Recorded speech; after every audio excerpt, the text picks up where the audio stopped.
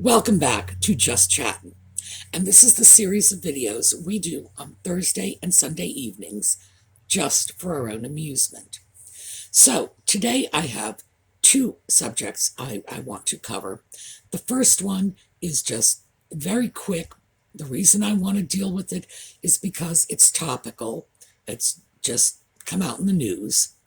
And the second is a follow-up on last Thursday's video, because last Thursday I started taking a look at the Oprah interview and what I felt were the missed opportunities in terms of questions that Oprah could have asked but failed. So I want to go back. A lot of you had said in the comments from Thursday's video that you wanted more. You wanted to hear the I said that the article I dealt with said there were 20 blockbusters. You wanted to hear the other 10. So, gone back to that. And when we come back, we will get started.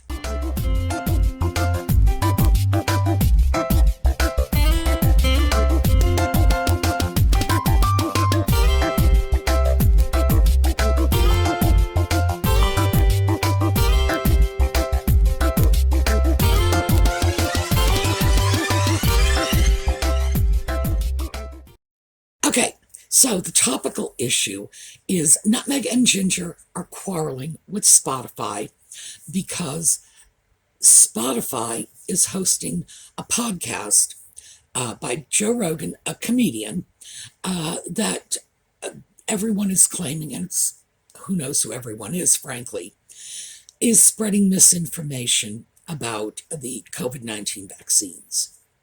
So, first thing we need to do is say, look, people are using the term misinformation pretty broadly here. Joe Rogan is a comedian. Now, I don't need to share this information with my generation because we remember people like Lenny Bruce and George Carlin, and we are very much aware of the fact that the great comedians always slammed the status quo. That was one of the things that made them great. They took a look at the societal rules and just plowed headfirst right into them. And if Joe Rogan's opinions, which I assume are the basis of his comedy, conflict with other people's opinions, that doesn't make it misinformation. So he's been accused of being anti-vax. I don't know if he is. I don't follow his podcast. And even if I did follow his podcast, I'd have to watch every single one of them to determine what he may or may not have said on the subject. What I can determine is it is alleged, and this is what's been in the media, that he has said that healthy young adults don't need to be vaccinated. Well, that's his opinion. That's not misinformation. That's his opinion. He is entitled to that opinion.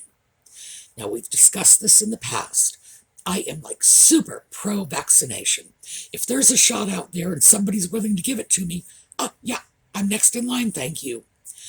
In fact, when I started reading those headlines, my very first thought was, when is my next tetanus shot due?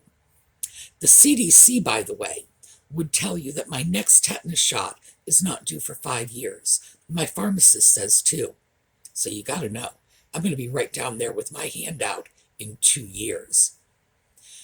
On the other hand, and this is another one that I've shared with you, my baby brother was badly injured by a polio vaccine. I can see both sides of the issue. This is a matter of personal preference. If you want a vaccine, it should be available to you. If you don't want a vaccine, as far as I'm concerned, they need a really compelling reason to force it upon you.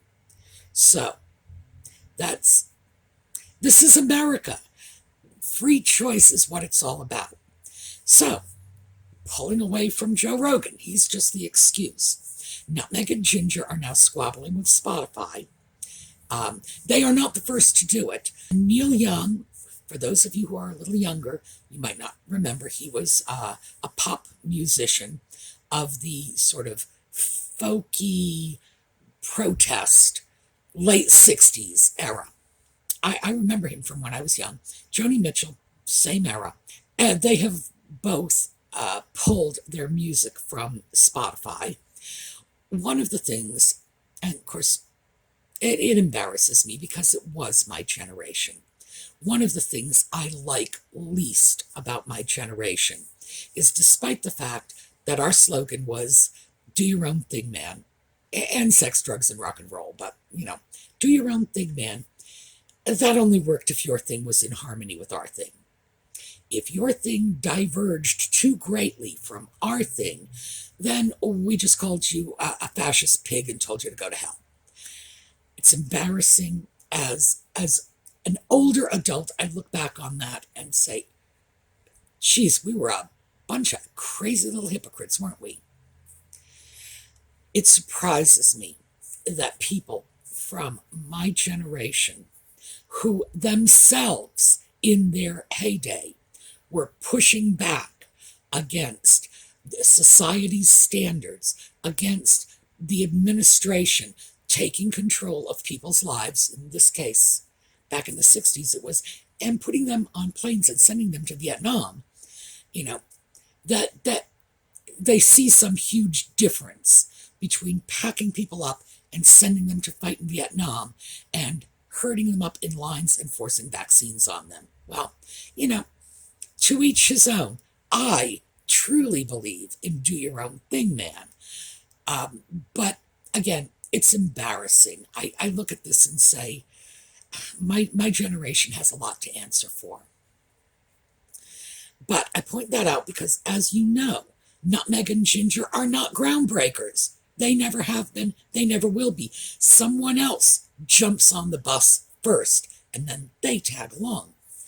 So the reason I wanted to address the Spotify issue is because you gotta know, this has nothing to do with Joe Rogan. This has nothing to do with vaccine misinformation, but it has everything to do with the fact that they have very recently come under fire for not having produced content for the multi-million-dollar contracts they got from both Spotify and Netflix. It is my personal opinion, and time will tell, personal opinion, that all this is a preemptive strike. They are picking a fight with Spotify so that they will be able to save face when their contract with Spotify ends. We all know, as of last week, it was very likely that contract was going to end because Nutmeg and Ginger had not given them anything but one rather ridiculous little podcast, which, as I understand, lost in the ratings war to whale noises. Not surprising.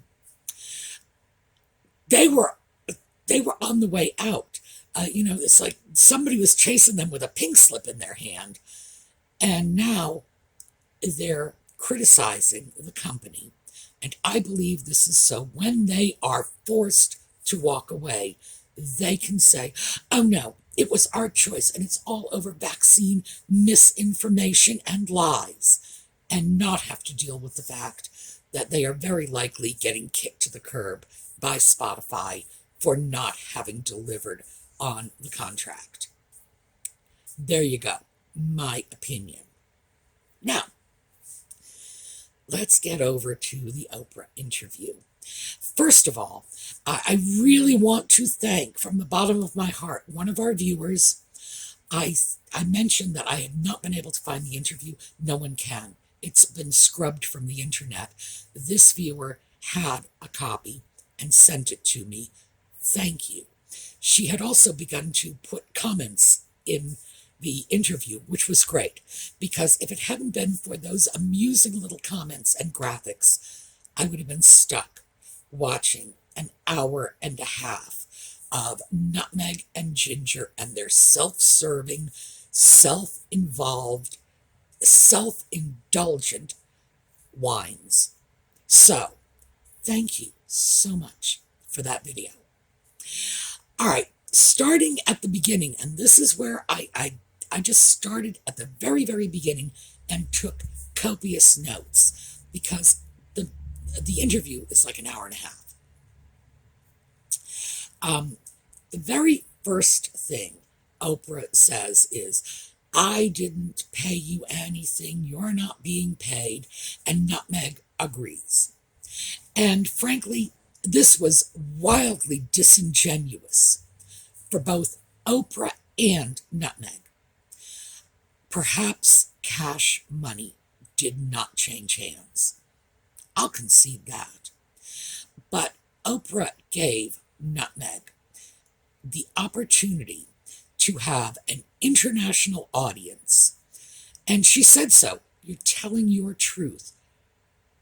There is no your truth, my truth. There is the truth. And then there's your version of the truth and my version of the truth. But the truth is the truth. The idea of having an uncritical hour and a half platform to tell the world your version of events, and this is Monday afternoon quarterbacking, and I know I said we weren't going to do that, but I think it's relevant, with so much of it later determined to have been completely fallacious. That's priceless. It's like, gosh, you could be Elon Musk and you wouldn't have enough money to pay for a platform like that. Wow. So, no, they were absolutely paid, just not in dollars and cents. So, as I say, I felt that was extremely disingenuous for both of them. Oprah then mentions the wedding. She starts talking about the wedding and says, thanks for inviting me, by the way. And here's the thing. This, because we all know the story now. Nutmeg didn't know Oprah. Nutmeg's own family wasn't there, but Oprah was.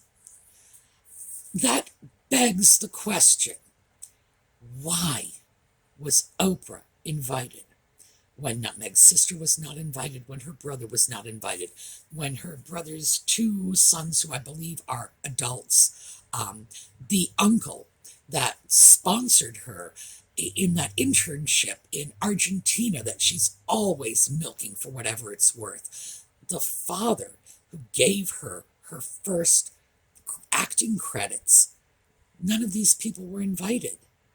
But Oprah was. Totally begs the question of, well, thank you for inviting me to your wedding. Why did you do it? We don't know each other. And I think that kind of set the tone for the rest of the interview. When they followed up and started talking about the wedding, Nutmeg had said that this, and this is a quote, this wasn't our day. This was a day that was planned for the world. My question, were I Oprah, would have been, did you resent that? Because she said it in a way that would lead anyone to believe she did, in fact, resent it. And then, of course, she came up with that ridiculous story about the Archbishop of Canterbury and so on. I'm not even going to touch that. Frankly, the Archbishop of Canterbury called her a liar. I can't top that. Who can? Oprah then mentions some of the tabloid headlines that Meghan was being called Hurricane Meghan. I never heard that. I like it. And mentioned the departure of high-profile staff members. That's something that could have and should have been followed up on. Now, obviously, Oprah doesn't have a crystal ball. She would not be able to say, months later when a lot of supportive documentation was leaked to the press about Meghan bullying the staff. Still, it was a question that she threw out there, but did not ask. And I think that was a failure. Next, they went on to that whole Kate made me cry incident, which we dealt with on Thursday. But I did want to give you a quote from that little segment. It didn't make sense not to be doing what everyone else was doing and being supportive, knowing what was going on with my dad. She's referring to Kate making her cry. I'm going to go over that again. It didn't make sense not to be doing what everyone else was doing and being supportive. In other words, Kate owed her support. It didn't make sense for Kate not to be supportive of her. I found that. Now, it's funny because when I first watched the interview, that one skipped right past me. When I watched it this next time, I found that so grossly self-involved, so entitled. That was just such an outrageous statement to make. It didn't make sense for her not to be doing what everyone else was doing and supporting me. It sounded like a kid having a temper tantrum. I was really amazed by that. Now, I know a lot of you follow the body language guy. And one of the things he says is listen to the words. And I've also told you that was my undergraduate degree. I've never used that degree professionally, but it's not like the stuff isn't all tucked away back here somewhere. You really do have to listen to the words sometimes and just put the brakes on and say, what is she actually saying? This was one of those times. It was almost as if Catherine owed her support. Everyone else was being supportive. Why wasn't she? That struck me as something that should have been picked up on. Although, in fairness, as I say, the first time I watched the interview, that sort of scuttled under my radar. Or if I did pay any attention to it, it wasn't enough to actually pick up a pen and write it down. She went on to say, I don't think it's fair to her, meaning Catherine, to get into the details of that, meaning the incident, because she apologized and I've forgiven her. Isn't she magnanimous? And then she goes on to say, I would hope that she would have wanted that corrected, meaning who made whom cry. I think that's one I would have followed up on. Does she really believe that anyone would have wanted a closed incident, allegedly closed, just resurfaced and thrown out yet again? That is ridiculous. That was one Oprah should not have let her get away with, because she kept saying she didn't want to be disparaging anyone and disparaged Catherine. She kept insisting that, the incident is over and she apologized and I've forgiven her, but she's still talking about it. It was just the most self-serving and frankly self-aggrandizing statement. She was the one who was being the big person and accepting the apology, offering the forgiveness. No, I didn't care for that at all. Okay, then at this point, she goes into the issue of protection. Now, she comes back to this over and over and over again without ever specifically saying what she meant by protection. I had a hard time with that because it was so amorphous. And I would have hoped Oprah, I keep doing that. I would have hoped Oprah would have nailed her down a little. By the end of the interview, what she meant by protection had become quite clear to me. But this was the hobby horse she continued to climb on. What she meant by protection was that she wanted Buckingham Palace, the royal family, the courtiers, somebody, everybody, because she's never specific about who exactly she wants this from. She wanted someone to stop the critical stories coming out about her. She wanted the press silenced. She wanted the stories censored. That's undoubtedly why she kept referring to it as she wanted to be protected. She did not. Protection is a highly subjective way of looking at this, when in fact the reality, as it emerged, you have to kind of tease that out of the interview. The reality is what she wanted was a halt to any of the negative stories. That's what she felt protection was.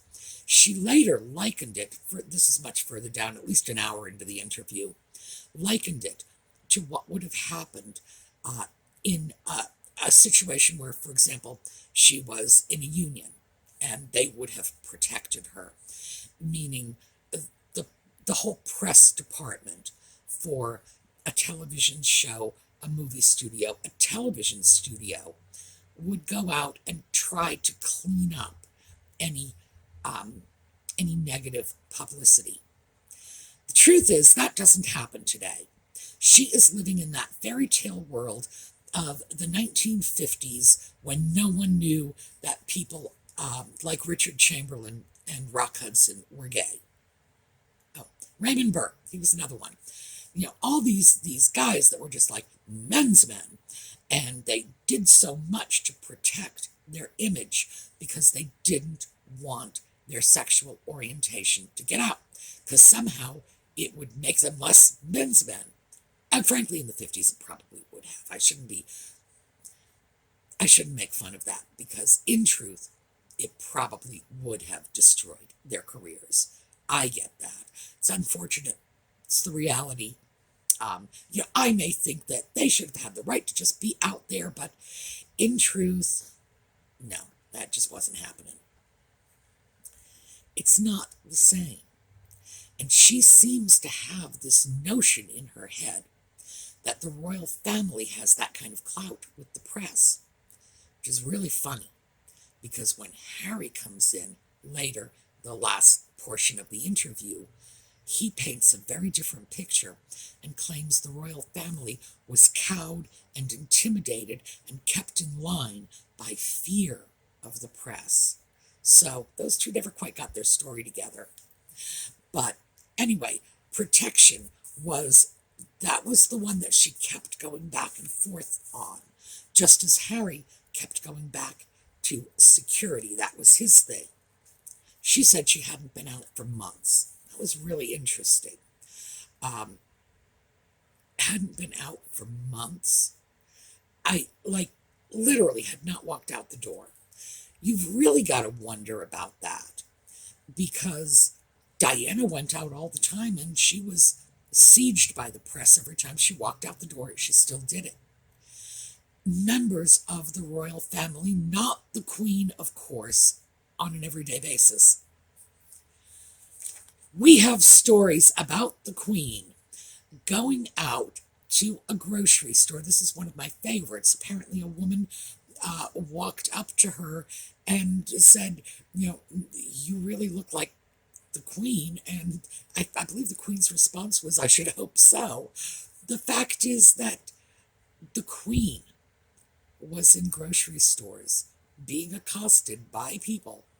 You can walk out the door. If the Queen can do it and go down to the local supermarket, anybody can do it. If Nutmeg wanted to leave, she could have. The fact is, I don't think she wanted to. I think she was keenly aware of the negative press, even though she swore she wasn't reading anything, and she did not want to have to confront the media. She later went on to say that it was such a struggle to have to deal with whatever they were dealing with at home and then go out, make a public appearance, and be, quote, on. This one was another oversight that I find almost inexcusable. Because in addition to the many, many other things that Oprah has done in her lifetime, she was acting. And she was very good. I don't know if you saw her in The Color Purple. I thought she was great. And I think she got an Academy Award nomination for that. I don't think she won, but I believe she was nominated in the Best Supporting Actress category. This is a woman who should understand at least a little something about the life of an actress. Nutmeg had been an actress for 15 years. Her job was always to put whatever was going on in her life in her back pocket, get out there in front of the cameras, and be on, to smile and do her job. So why was she complaining about this? This is exactly what she had done before and allegedly, trained and wanted and worked for. It's the same thing. Why draw a distinction? Oprah did ask the right questions about Archie's title. I went through that whole section, and Oprah asked the right questions. Nutmeg lied. She lied, she dissembled, she slanted things. It was eventually, of course, Oprah who threw in the racial element, but this is only after Nutmeg basically lied through her teeth about it. So I'm going to give Oprah a pass for that whole why doesn't Archie have a title thing. She did ask all the right questions. She can't be blamed for the fact that Nutmeg lied to her. But there's something else that came out of this. And I've seen a lot of comments on the interview, and I don't recall anyone addressing this. Nutmeg basically admitted that the reason she and Harry never did that new baby photo on the hospital steps, just the same way William and Catherine did it, the same way Charles and Diana did it. The reason she didn't do that is because Archie was not being made a prince. She said, well, he wasn't going to be a prince, so we weren't subjected to that. Really? That was her takeaway. No. When she found out that Archie was not going to be a prince, she said, fine, you're not going to get anything out of me, and refused to play. This is essentially what she said. She slanted it, but there's no doubt what the deal was. She wasn't going to do those photos because they weren't going to make her baby a prince. She certainly knew all about the titling conventions. She actually even mentioned the act that George V enacted. She mentioned that. She knew that Archie was not entitled to be a prince because he was one generation too many removed from the monarch. It was that simple. She simply chose to leave that off the table. And that's the kindest way I can put it. I do believe that given her statements, it did constitute an outright fabrication. Oprah then, of course, threw the race in. That was Oprah's introduction. So, on the other hand, I suppose, given the lead up, there was probably no other interpretation that could have come from it.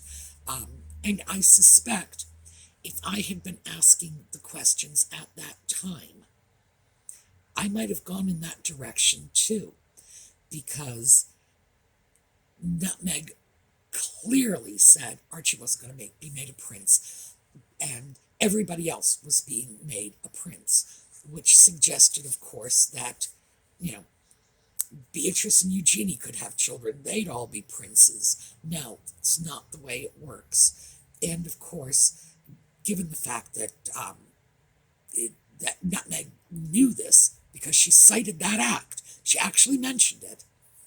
No, that was a fabrication.